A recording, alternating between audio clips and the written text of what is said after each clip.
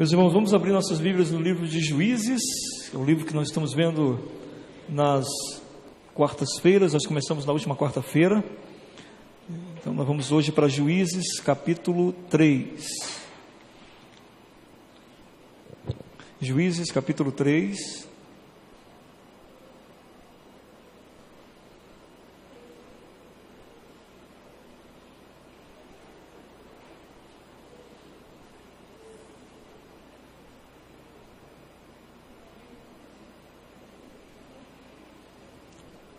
E nós vamos ler dos versículos 1 ao versículo 5. Juízes capítulo 3, versículo 1 ao 5, diz assim a palavra de Deus: São estas as nações que o Senhor deixou para, por elas, provar a Israel, isto é, provar quantos em Israel não sabiam de todas as guerras de Canaã. Isso tão somente para que as gerações dos filhos de Israel delas soubessem, para lhes ensinar a guerra, pelo menos as gerações que dantes não sabiam disso. 5 príncipes dos filisteus e todos os cananeus e sidônios e heveus que habitavam as montanhas do Líbano, desde o monte de Baal-Hermon até a entrada de Ramate. Estes ficaram para, por eles, o Senhor pôr Israel à prova, para saber se dariam ouvidos aos mandamentos que havia ordenado a seus pais por intermédio de Moisés. Habitando, pois, os filhos de Israel no meio dos cananeus, dos heteus e amorreus, e ferezeus e heveus e jebuseus. Amém? Vamos orar. Senhor Deus, nós somos todos sempre gratos por Tua palavra. Ela sempre nos direciona, sempre nos abençoa de certa forma. E nesta noite nós queremos, ó Deus, que ela nos dirija para perto de Ti, de maneira que nós possamos compreender qual a razão, qual o motivo pelo qual o Senhor permite que nós passemos por momentos de aflição. Que a Tua palavra nos direcione através do Teu Espírito a ter entendimento sobre isso, e que por Tua graça nós possamos sair daqui diferentes de como chegamos. Em nome de Jesus é que nós oramos. Amém.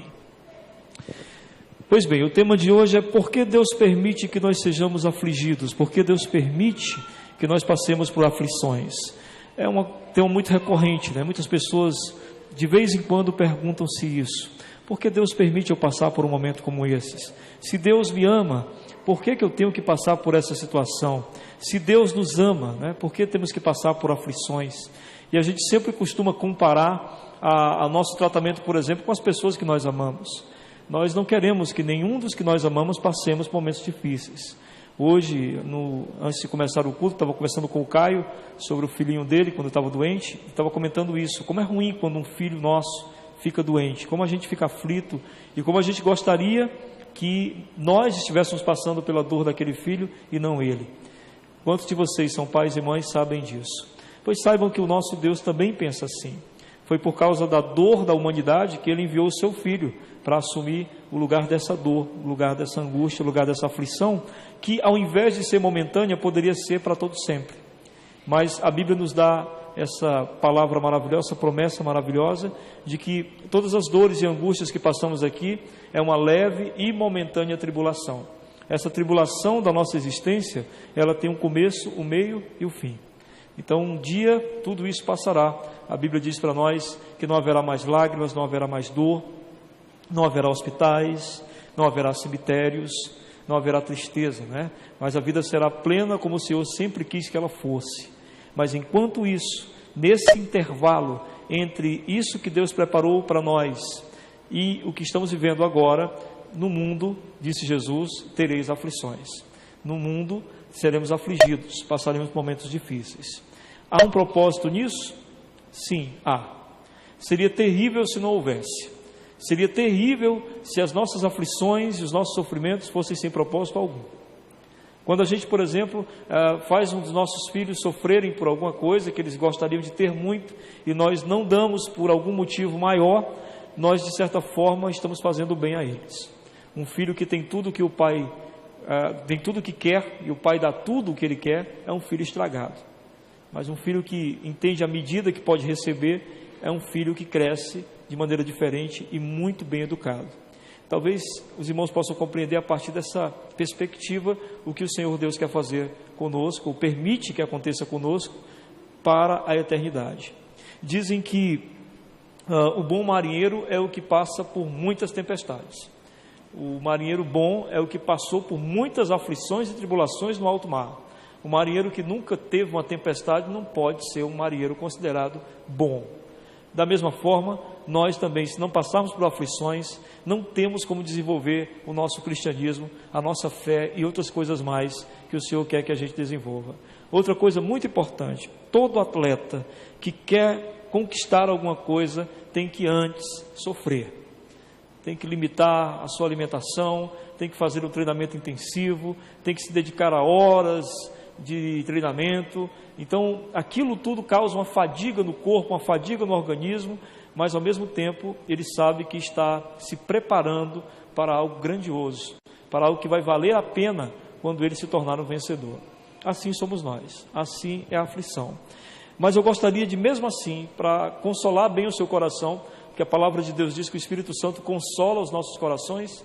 Então, para consolar bem o seu coração, eu gostaria de apresentar dentro desse texto 4 coisas pelas quais Deus permite a nossa aflição e por que Ele permite. Amém? Então, a primeira delas: Deus permite que nós sejamos afligidos para que nós possamos ter a oportunidade de demonstrar a nossa confiança nele. Em Juízes, no capítulo 3, no versículo 1, diz, e agora eu vou ler na NVI, tá? Para que o pessoal que está lá saiba: são estas as nações que o Senhor deixou para pôr à prova todos os israelitas que não tinham visto nenhuma das guerras em Canaã. O povo, ao ser afligido, ele estava debaixo de um poder ao qual eles não tinham como combater. Vocês lembram que a gente viu na quarta-feira passada? Eles deixaram de eliminar alguns povos e Deus disse: bom, já que vocês não eliminaram esses povos permanecerão aí. Eu não vou tirá-los daí, vocês eram para ter tirado eles daí. Como vocês não tiraram, eles vão permanecer aí. Mas eles iriam permanecer ali, aqueles povos inimigos, com um propósito de Deus. Porque Deus não permite que nada nas nossas vidas aconteça sem propósito. Os irmãos têm essa compreensão? Absolutamente nada está fora de um propósito maior de Deus. Então, quando o povo desobedeceu e não expulsou aqueles povos cruéis, aqueles povos assassinos que estavam ali entre eles, Deus ainda assim disse: eles ficarão aí, mas eles cumprirão um propósito meu. E o propósito era que o povo, ao ser afligido por aqueles povos inimigos que ali estavam, eles pudessem assim ter uma experiência diferente na relação com Deus. Entendam bem, os povos que estavam ali, o povo de Deus não tinha como combatê-los. Não tinham como combatê-los por alguns motivos. O primeiro deles é que aqueles povos eram muito poderosos em guerra. Eram povos que sabiam guerrear. E você vai ler no texto aí que diz o seguinte, no versículo 2, que o povo de Deus não sabia guerrear. Aquele povo que guerreava, acabou. Entendeu? Morreram, passou. E esse povo que veio agora, né, essa descendência que veio agora, nunca tinha guerreado. Nunca tinha ido para a batalha. Então eles não tinham experiência nenhuma de luta.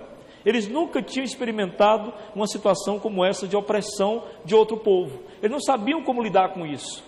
Não é muito parecido com a vida da gente? Não há momentos na vida da gente que acontecem coisas que a gente diz: meu Deus, eu não sei lidar com isso. Eu nunca passei por isso. Há situações assim, não é? Eu lembro que houve momentos da minha vida que eu pensei: meu Deus, eu não sei lidar com a situação de ser pai. Eu nunca fui pai antes, né? Como é que eu vou lidar com a situação de ser pai? Ou como é que eu vou lidar com a situação de um desemprego? Eu nunca passei por tal situação antes. Muitos de nós nunca passou por uma situação assim. Ou como eu vou lidar com a situação de uma doença que eu não esperava? Eu nunca passei por uma enfermidade, nunca fui a um hospital, eu nunca fiquei dias internado. São situações das quais nós não estávamos na prática da situação.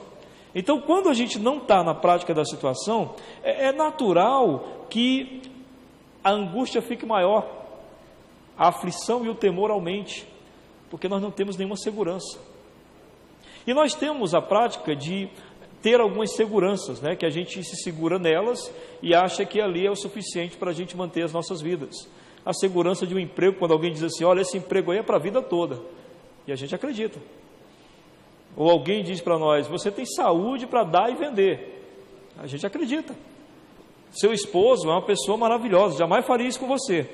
A gente acredita. Seus filhos cresceram na igreja, tem compromisso com Deus. Eu duvido que eles façam alguma coisa errada. São seguranças que a gente acaba se agarrando a elas, mas que a qualquer momento nós podemos de repente perceber que não era bem assim. E aí, quando a gente perde uma dessas seguranças, a gente só tem duas opções: desespero ou confiança em Deus. Recorrer à confiança em Deus. Percebam que era isso que o Senhor queria, que o povo, ao perceber que não tinha condições de enfrentar os povos inimigos, crescem e voltassem a confiar em Deus. Esse momento de reconhecimento de insuficiência é um momento muito importante na vida da gente, porque é uma oportunidade que Deus está nos dando, da gente dizer: Deus, eu agora reconheço que eu não devia ter me garantido nisso, eu devia ter confiado exclusivamente no Senhor. Ó Senhor, eu esqueci de orar pelo meu filho, porque eu achei que ele era um crente mesmo, fiel, e que ele estava mesmo compromissado com as coisas de Deus. Senhor, eu esqueci de orar pela minha esposa, ou pelo meu esposo, eu achei que ele jamais faria isso comigo. Senhor, eu esqueci de orar pelo meu emprego, eu pensei que aquilo ali era para a vida toda. Sabe essas coisas, onde a gente esqueceu de confiar em Deus? Senhor, eu esqueci que o pão de cada dia quem nos dá é o Senhor, eu pensei que era eu, que sustentava a minha família e não o Senhor. Sabe esses momentos em que a gente percebe, meus irmãos, a nossa insuficiência? É um momento em que nós temos que crer que o Deus de amor não vai nos desamparar. Nós precisamos dele, nós precisamos estender a mão para ele. Entendam, meus irmãos, que todas as coisas procedem do Senhor, tudo é presente dele. A gente já tem falado isso aqui em outros cultos, não é? Tudo é graça, tudo é Deus que nos dá, e é uma graça que a gente chama de graça imerecida, né? Um presente imerecido. Nenhum de nós merece ter aquilo que o Senhor tem nos concedido. Tudo é graça. Ele é o autor de todas as bênçãos de nossas vidas, todas. Então, quando Deus permite que a aflição nos atinja, essa é a chance da gente lembrar disso. Rapaz, o Senhor Deus deu e o Senhor tirou. O que Jó disse? Louvado seja o nome do Senhor. Amém? Jó estava reconhecendo que tudo que eu tinha foi o Senhor que me deu. Então, tudo que eu tinha o Senhor tirou. Louvado seja o nome dele. Ele tem que ser engrandecido nisso. Ele é engrandecido quando dá, é engrandecido quando tira. É isso que Jó estava dizendo. Nós precisamos aprender isso. O Senhor precisa ser engrandecido nas nossas vidas quando Ele nos abençoa, e o Senhor precisa ser engrandecido quando Ele tira alguma coisa, porque quando Ele tira alguma coisa, Ele está tentando chamar a nossa atenção para Ele, porque nós fixamos os olhos no que Ele nos deu e esquecemos dEle. Tem uma cena do Chaves que eu acho ótima, aniversário do Kiko, acho fantástica a cena, o aniversário do Kiko, aí o Nhônio chega no aniversário, né, do Kiko. Aí quando o Nhônio chega, o Kiko vai abraçar ele, aí o Nhônio bota o presente para trás, né? Aí o que o Kiko faz? Abraça, pega o presente e vai embora. Quer dizer, não tem nada a ver com um abraço, né? É só o presente que o interessa. Ele abraça para pegar o presente, tira o presente das costas e vai embora. Nós somos muito parecidos com isso. A gente está interessado na bênção e às vezes perdemos o foco no abençoador, naquele que nos deu aquilo que nós temos. Então, nesses momentos de aflição, é hora de confiar nesse Deus que nos abençoa, e abençoa porque quer, não é porque nós merecemos. Nós não fazemos nada para receber determinadas bênçãos do Senhor. E a aflição, então, ela nos faz tirar os olhos da bênção e fixar em Deus. A gente começa a buscar a Deus que nem o filho pródigo. Por que o filho pródigo resolveu voltar para o pai? Porque estava com fome. Foi isso. Porque faltou. Porque se tivesse continuado com o dinheiro que ele estava na farra até o final de sua vida. Mas o dinheiro acabou. Ou seja, aquilo o qual ele estava se assegurando e se garantindo, acabou. E aí ele teve que agora entender o seguinte: rapaz, eu não tenho mais nada, eu só tenho o pai. Nós não precisamos fazer essa caminhada, precisamos? Nós não precisamos nos agarrar nas coisas para depois lembrar de Deus. A gente pode muito bem permanecer sempre em Deus, porque aí quando as coisas nos faltarem, nós diremos igual o salmista no Salmo 23, o Senhor é meu pastor, de nada tenho falta. É assim que o termo original fala, né? O Senhor é meu pastor, de nada tenho falta, nada me aflige, nada me deixa angustiado, porque o Senhor é o meu pastor, é nele que eu descanso, Ele é que tem o cuidado para nossas vidas.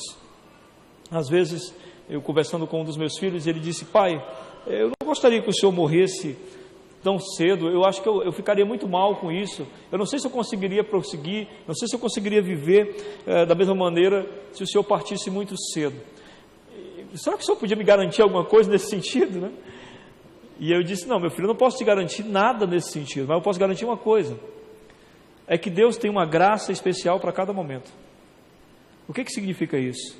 Deus tem uma bênção para cada momento da nossa vida. No momento que a gente perder alguém que a gente ama, Deus vai ter uma bênção especial, um consolo especial para aquele momento. Deus sempre tem uma bênção especial para cada momento da nossa vida. Deus tem uma graça especial para cada momento das nossas vidas. Então, se você se volta para Deus, você se volta não para o pão. Você entende que o pão é importante, mas mais do que o pão, é muito mais importante a comunhão com o Pai. Não foi isso que Jesus disse? Nem só de pão viverá o homem. Podem me tirar o pão, mas não me tirem o Pai. Jesus estava dizendo: podem me tirar aquilo que eu amo, que me sustenta, né? Desculpem, aquilo que me faz bem, mas não me tirem o Pai. Porque o Pai, a presença dele na aflição faz toda a diferença. A presença de Deus ali no meio do povo faria a diferença naquele momento de aflição onde eles estavam. Em segundo lugar, Deus permite que nós sejamos afligidos para que tenhamos a oportunidade, preste bastante atenção nisso, porque é uma oportunidade que Deus nos dá na aflição de honrá-lo com a nossa obediência e fidelidade. Amém? É uma oportunidade para honrar ao Senhor com a nossa obediência e fidelidade. Veja o que diz no verso 4: essas nações foram deixadas para que por elas os israelitas fossem postos à prova. Amém? Se obedeceriam aos mandamentos que o Senhor dera aos seus antepassados por meio de Moisés. Perceberam o que o Senhor disse? Esses povos vão ficar aí, e eles vão ficar aí para que seja uma prova, para ver se o povo de Deus honra o Senhor obedecendo aos mandamentos do Senhor. O momento da aflição é onde o nosso cristianismo é provado no fogo. Meu irmão, é muito fácil ser crente quando tudo está bem. É a coisa mais tranquila do mundo. É bom demais quando tudo está fluindo, quando tem saúde, quando tem dinheiro, quando tem amigos. É muito bom, é fácil demais ser cristão numa situação assim. Mas é quando nós podemos mostrar que nós realmente amamos o Senhor, apesar de, é que a gente prova que realmente é cristão. É quando a gente vive uma vida em comunhão com o Senhor, independente de triunfalismo, independente de vitórias. Nós não estamos interessados em vitórias, nós estamos interessados em manter a comunhão, em não perder a nossa relação com o Senhor. Foi assim que os discípulos viveram. Eles todos morreram de maneira trágica. E se você for olhar a história deles e for contar para alguém, como certa vez eu contei para um rapaz, estava na fila do banco, e a gente conversando sobre religião, e eu contei para ele, ele falou para mim, né? O senhor sabe que todos os discípulos morreram de maneira trágica. E ele foi citando para mim a morte de cada um. Quer dizer, na ideia dele, na concepção dele, essas pessoas eram infelizes, essas pessoas tiveram uma vida fracassada. E eu pergunto aos irmãos, quem pode dizer que teve uma vida fracassada se viveu a vida toda sem perder a comunhão com o Senhor? Fracasso maior é obter tudo nesse mundo e perder a comunhão com o Senhor. Não foi isso que Jesus disse? De que vale o homem ter o mundo todo e perder a sua alma? Ou, como o termo original lá diz, ter sua alma perdida por aí, não saber para onde vai, não saber a quem pertence, não saber de quem é. Então a ideia é que nós entendamos que a aflição é um momento em que Deus está dando a oportunidade para nós de nos tornarmos verdadeiramente cristãos. Amém?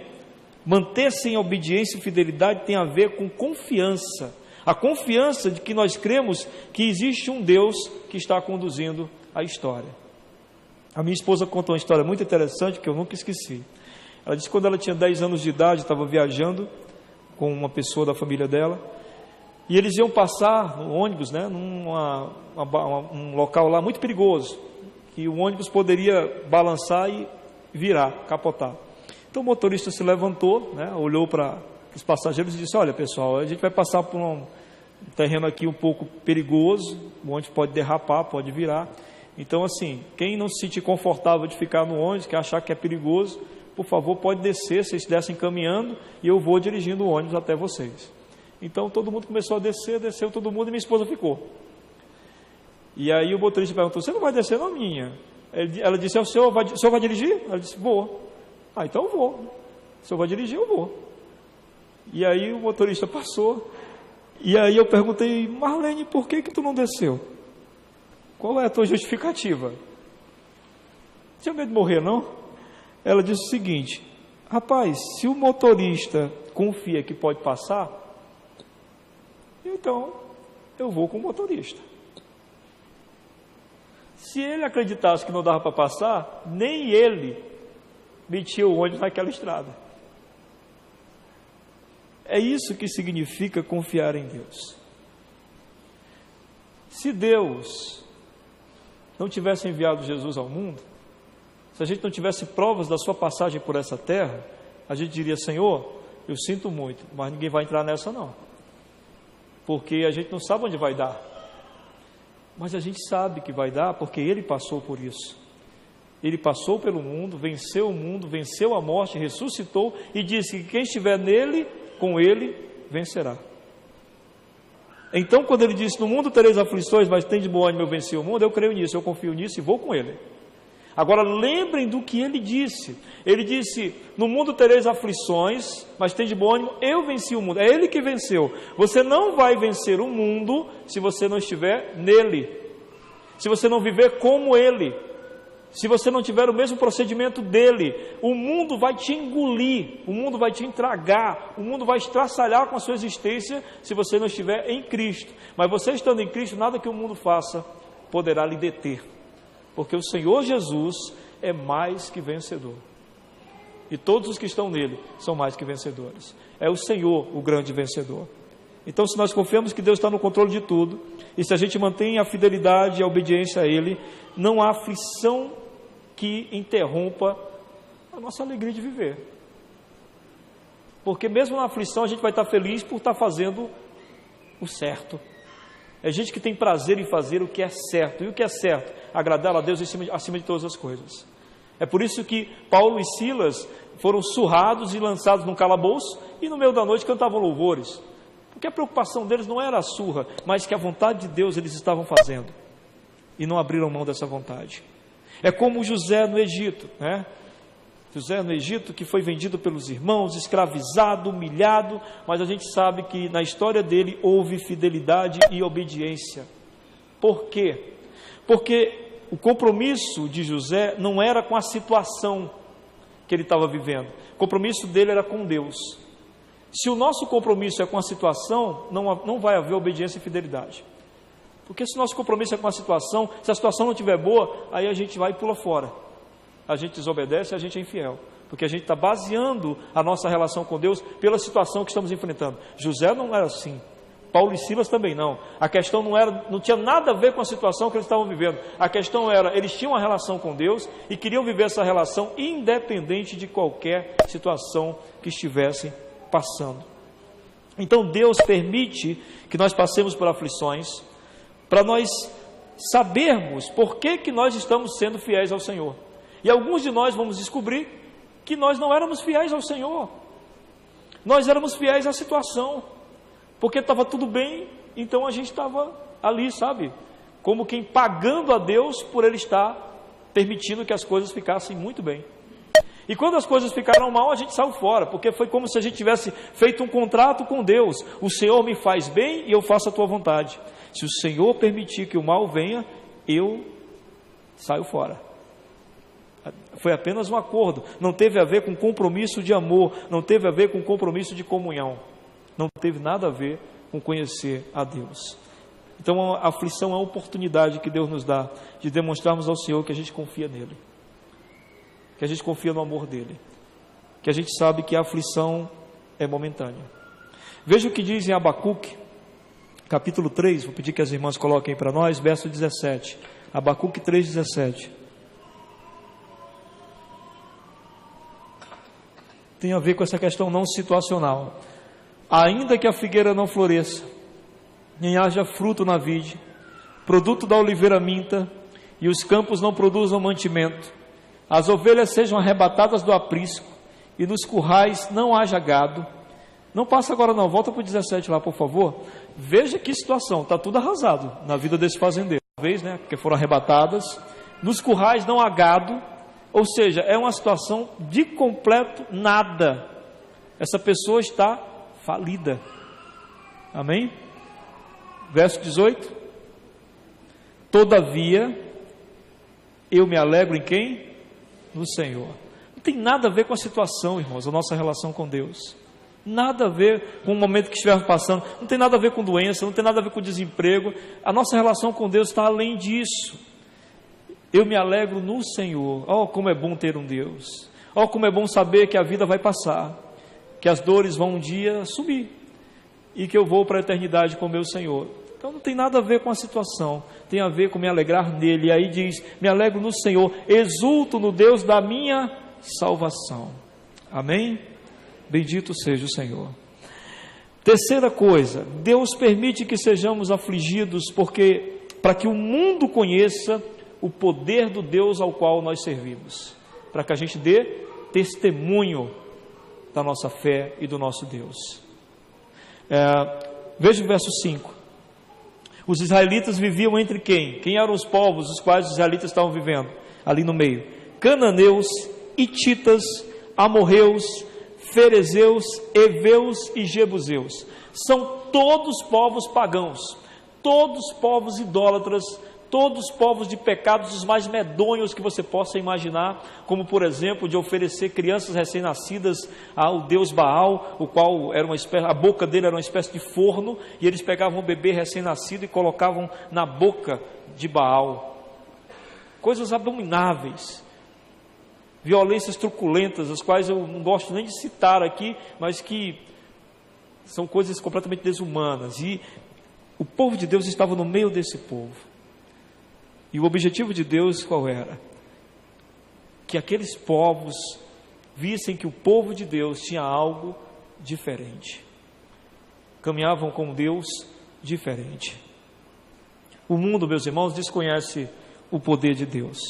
O mundo não reconhece a grandeza de Deus, a majestade de Deus. O mundo chama de acaso as coisas mais lindas que a gente vê.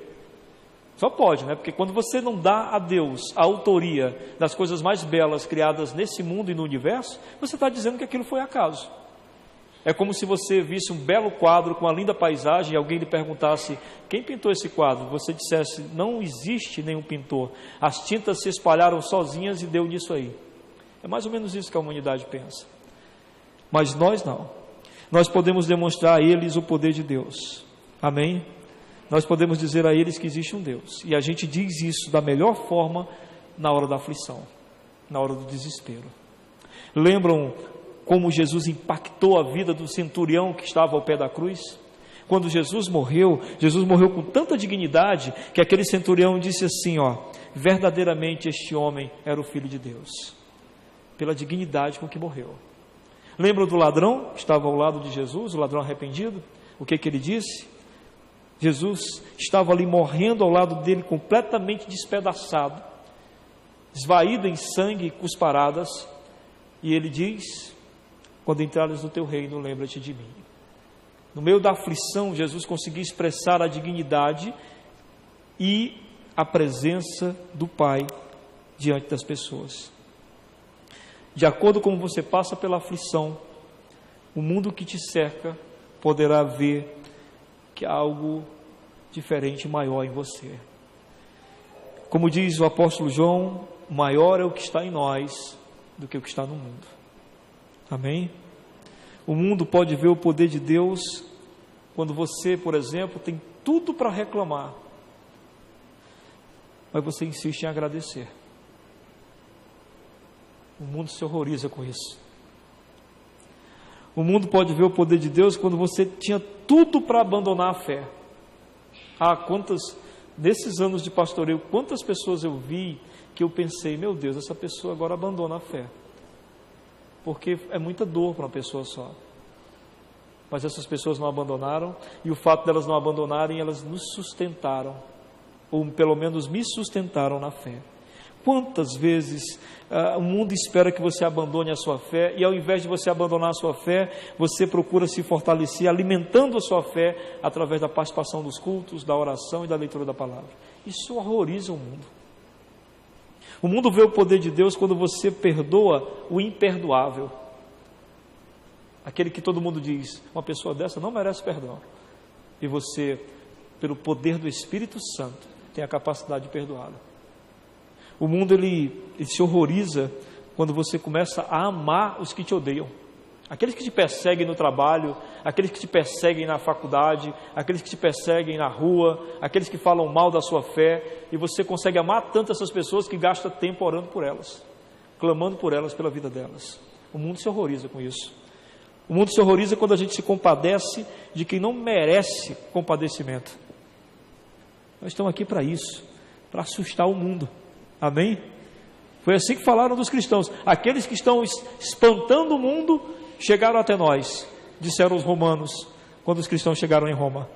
Assim devemos ser nós. Dmitri foi um cristão russo que viveu os piores momentos do comunismo no seu país. O comunismo, como os irmãos sabem, não permitia nenhum tipo de religião no Estado, principalmente o cristianismo. Então, as religiões, elas eram todas talhadas como se fossem criminosas, e os pastores eram presos se pregassem, as Bíblias recolhidas e queimadas, e assim era a Rússia no começo do século XX. E Dmitri vivia nesse lugar. Mas ele conheceu a Bíblia, ele leu a palavra de Deus, ele conheceu o amor de Jesus, e ele começou a ensinar a palavra na sua casa. No começo ele começou a ensinar para os familiares, só que depois os vizinhos começaram a se chegar também, e aí de 5 pessoas passou a ser 25, depois essas 25 convidaram mais outras pessoas, e de 25 passou a 75, até que a polícia descobriu que Dmitri estava pregando o Evangelho, foi lá e o prendeu, o separou de sua família, de seus 2 filhos, e o lançou na prisão. Na prisão, todos os dias, o Dmitri era surrado, sumariamente, antes do café da manhã, para que ele pudesse negar a fé. Porque quando um líder religioso negava a fé, vocês imaginem se o pastor Eduardo chega publicamente e diz: irmãos, tudo aquilo que eu preguei para vocês, eu não acredito, é uma mentira. Quantos se afastariam da caminhada, não é? Pois assim eles queriam, que o Dmitri entregasse assinasse um tratado, dizendo que a sua fé era falsa. Então todos os dias ele era torturado, todos os dias ele era surrado, mas todos os dias, depois da surra e antes do café, o Dmitri se ajoelhava em sua cela e cantava um hino de louvor ao Senhor. Todos os dias, o mesmo hino.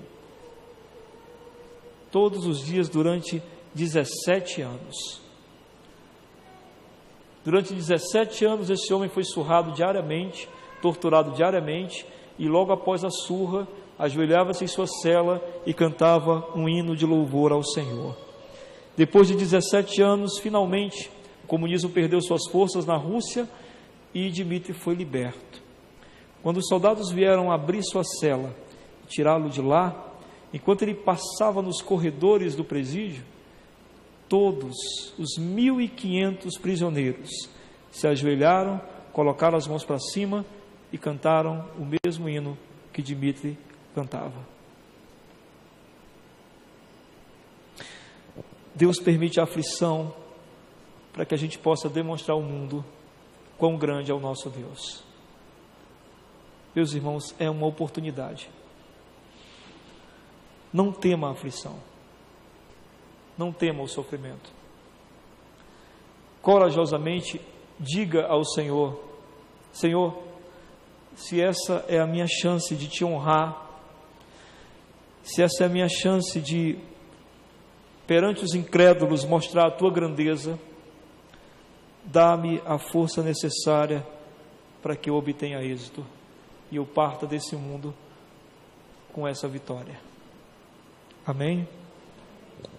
Para finalizar, Deus permite que sejamos afligidos para que tenhamos revelado o que está no nosso coração. No verso 4 diz: essas nações foram deixadas para que por elas os israelitas fossem postos à prova. A gente sabe que Deus estava querendo também mostrar ao povo o que estava no coração deles. Há muitos momentos na Bíblia onde Deus prova os seus filhos. Tem a grande prova de Abraão, né? Quando Deus pede seu filho Isaque. E a gente sabe que Deus sabe o que estava no coração de Abraão, mas Abraão não sabia o que estava no coração dele, Abraão. Era preciso passar por aquela situação para saber quem ele realmente era. Às vezes nós precisamos passar pela aflição para saber quem nós realmente somos.